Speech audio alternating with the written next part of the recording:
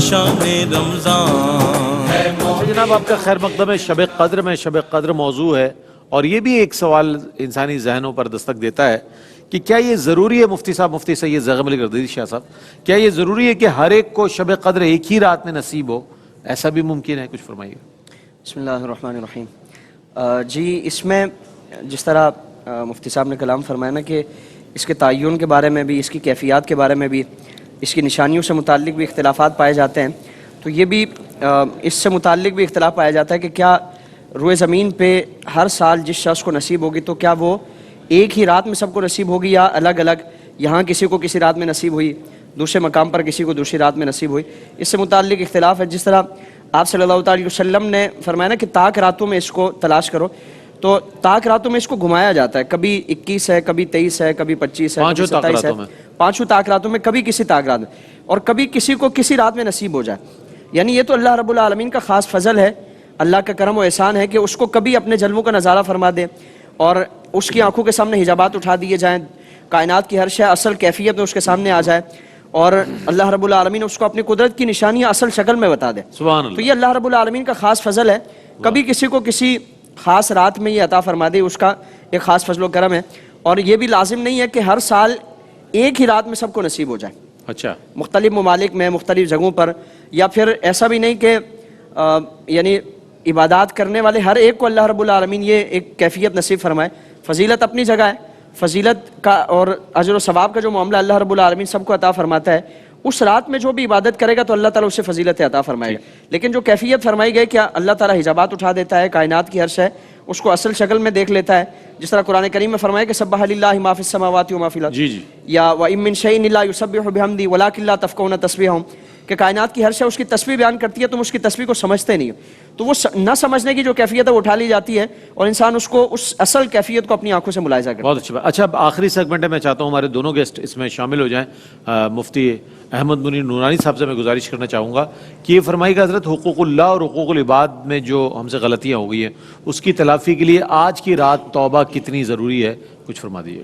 بسم اللہ الرحمن الرحیم. دیکھیں اللہ پاک نے ارشاد فرمایا یا ایھا الذین آمنوا توبوا الی اللہ توبۃ نصوحا، اے ایمان والو اللہ کی طرف توبہ کرو اور وہ توبہ پکی ہو. یعنی نصوحا کا ایک معنی مفسرین نے فرمایا کہ وہ توبہ پکی ہو، ایک معنی یہ فرمایا کہ وہ توبہ نصیحت والی ہو.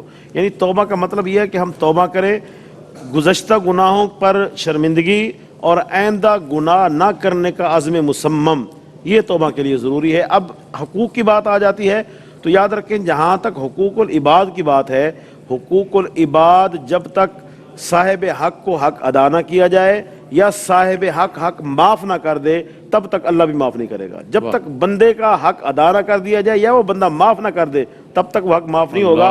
اب ایک عجیب دور ہو گیا ہے، لوگ جو ہے نا واٹس ایپ پہ، فیس بک پہ ادھر ادھر معافی نامہ بھیج دیتے ہیں اور پھر وہ بڑی ذمہ ہو جاتے ہیں کہ میں جو ہے بالکل صاحب سے معافی لے لی. ایسا نہیں ہوتا ہے. جس کا حق مارا ہوا ہے، جس پر ظلم کیا ہوا ہے، جب تک اس کا تلافی نہیں ہوگی یا وہ معاف نہ کرے معاف نہیں ہوگا.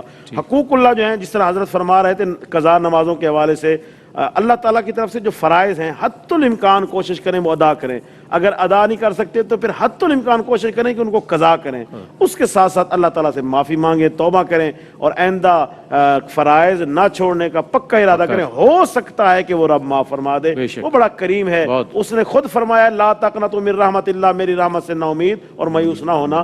ہو سکتا ہے وہ معاف کر دے. حقوق اللہ میں تو تھوڑی تخفیف کی امید ہے. حقوق العباد جب تک بندوں کے حق معاف نہیں کریں گے تب تک وہ معاف نہیں ہو سکتے ہیں. معافی مانگتے رہیں بھائی اپنے روٹھے ہوں سے، جو ناراض ہیں، جن کے دل میں کجی ہے، کچھ آپ کی طرف سے ناراضگی ہے، معافی مانگ لیں، یہاں مانگ لیں، چونکہ وہاں اس کے لیے ہمارے لیے بہت مشکل ہو جائے گا.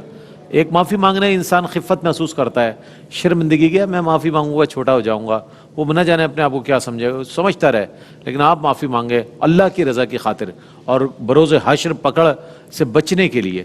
مفتی صاحب کیا پیغام دیجیے گا آج کی شب کے حوالے سے؟ شب قدر کا آج ہمارا موضوع تھا، اس کے حوالے سے میں چاہتا ہوں پیغام عنایت فرمائیں. ایک بزرگ سے کسی نوجوان نے پوچھا کہ شب قدر کب ہوتی ہے، کون سی رات ہوتی ہے؟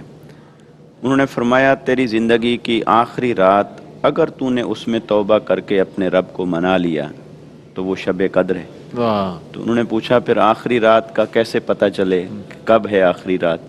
تو فرمایا جب زندگی کی آخری رات کا پتہ نہیں کب ہے تو پھر ہر رات کو آخری رات سمجھ کے گزارو واہ واہ کہ عین ممکن ہے کل کا سورج میری عمر میں نہ ہو تو اپنے رب کو منا لیں. تو ہر رات کی قدر کیجیے. بے شک. یہ لیلۃ القدر ہے, قدر والی رات. قدر والے. تو آج ہم یہ عہد کریں کہ ہم اس رات کی بھی قدر کریں اور اپنی زندگی کی ہر رات کی قدر کریں, اپنی زندگی کے ہر دن کی قدر کریں, اپنی زندگی کے ہر لمحے کی قدر کریں. اللہ نے جو ہمیں نعمتیں عطا فرمائیں ان نعمتوں کی قدر کریں. اللہ نے جو علم عطا فرمایا اس علم کی قدر کریں, اس کا احتساب ہوگا. اس لیے اللہ تعالیٰ کی نعمتوں کا شکرانہ کرتے رہنا چاہیے اور کسی بھی گناہ سے اپنے آپ کو بچانا چاہیے. یہ بھی اسی قدر میں آتا ہے. اللہ تعالیٰ ہمیں نصیب فرمائے. بہت شکریہ ادا کروں گا آپ تینوں حضرات کی تشریف آوری کا. آج شب قدر ہے, یقیناً آپ نے ہمارے لیے بھی دعا کی ہوگی. اور آج شب قدر ہے, قدر والی رات ہے اور قدر والا ملک ملا ہے ہمیں آج کی رات. قدر اور شان والا ملک ملا, یعنی ملک پاکستان جو ہے 27ویں شب کو اللہ رب کریم نے یہ مسلمانوں کو عطا فرمایا. یہ جو بہت بڑی نعمت ہے, اس کی بھی قدر کریں.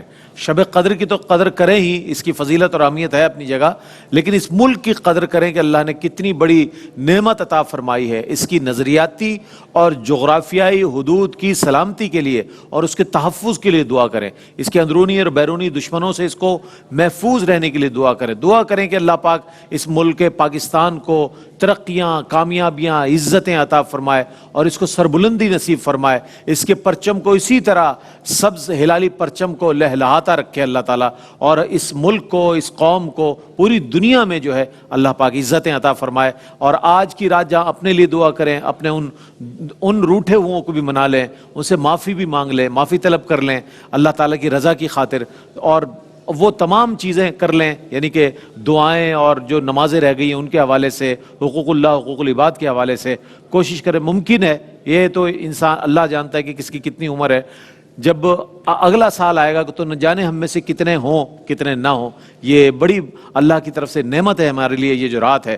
بہرحال اگلا جو سیگمنٹ ہے وہ ہے ہمارا اظہار عقیدت, جس میں ہم اعلیٰ حضرت مولانا احمد رضا خان فاضل بریلوی رحمۃ اللہ تعالیٰ علیہ کی کلام کو شامل کریں گے, مختصر ان کی بایوگرافی شامل کریں گے, ثنا خان حضرات نعتیں پیش کریں گے. ایک بار پھر آپ تینوں کی آمد کا بہت شکریہ ادا کرتا ہوں. حاضر ہوتے ہیں وقفے کے بعد, ہمارے ساتھ رہیے گا.